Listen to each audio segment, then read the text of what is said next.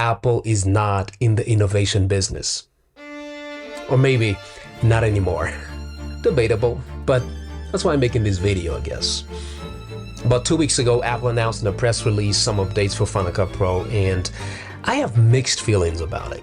Look at this title. Final Cut Pro transforms video creation with live multicam on iPad and new AI features on Mac. Sounds promising, but when you go through this article, you will see that there are more new features for the iPad version than the desktop version. And I have 3 solid reasons why they are choosing to invest more on the Final Cut Pro for iPad version instead of focusing on the Mac version. I haven't really adopted the iPad version yet, so let me know in the comment section if there is any of you guys who used it before, who are using it right now, and how is it helping your editing workflow. It can do amazing things even faster, like easily isolate a subject from its background in 4K video with just a tap in Final Cut Pro. Let's go back in time really quick. Apple, as most of you guys know, was founded in 1976 by these guys. They were considered revolutionary, visionary, innovative, and probably some other words too, but innovation was definitely a part of the brand. They started with computers, but now they are more known for their ecosystem that has a wide range of consumer-based technology. I mean, they have everything. Look at this. They have phones, tablets, desktops, all-in-ones, laptops, headphones, TV, audiobooks, watches, streaming services, and of course, software program like Final Cut Pro. But here's the problem. Diversified products, especially if it's a part of an ecosystem in the same niche, sounds really good from a business standpoint. But it also means that these products will be ranked based on how profitable they are. It's a business after all. As a company, you will invest more in the most profitable product. You will invest more time, more resources, and more energy in that product. And in my own opinion, guys, Final Cut Pro ranks pretty low on that Apple's profitable products list. This is one of the reasons why we haven't seen any major innovative features in Final Cut Pro.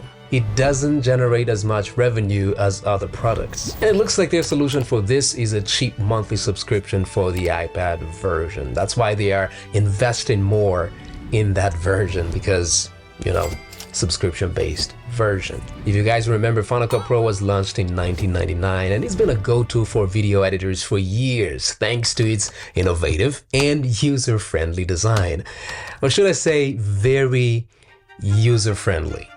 I don't know what's more than user-friendly. So very much user-friendly, I guess. Apple made a program that combines simplicity and some pro-level features in one package. Let's just take an example for a minute. Remember when the magnetic timeline was introduced? That was innovative. I still remember working on projects on Adobe Premiere and we had to select some cuts or parts of the edit on this side and bring them back, drag them back to the rest of the project on this side. The magnetic timeline was truly a game changer, but everything after that was somewhat of a passive, slow change. The other reason why Apple doesn't spend much time bringing new features in Final Cut Pro is probably based on their target audience. Because of its diverse products, Apple targets a broad audience from everyday consumers to creative professionals. But here's the truth, Apple is not a company focused solely on filmmakers or cinematographers or videographers. On the flip side, if you want to compare it to another company like Blackmagic, Blackmagic is focused on serving one target audience. All their products are tailored more toward filmmakers, video editors, and post-production professionals who need top-tier tools for their craft. They started with capture cards, but made a huge splash in 2009 when they acquired DaVinci Systems and launched what we know now as DaVinci Resolve. It almost feels like they are putting their eggs in one basket, but focusing on one target audience forces them to work even harder and make that product even better and, forces them to innovate. One last thing. For the longest time, there was no real competition between the main editing softwares. everyone had a solid number of users, some more than others, but there wasn't really one that was drastically better. Lately though, the AI integration race has changed the game.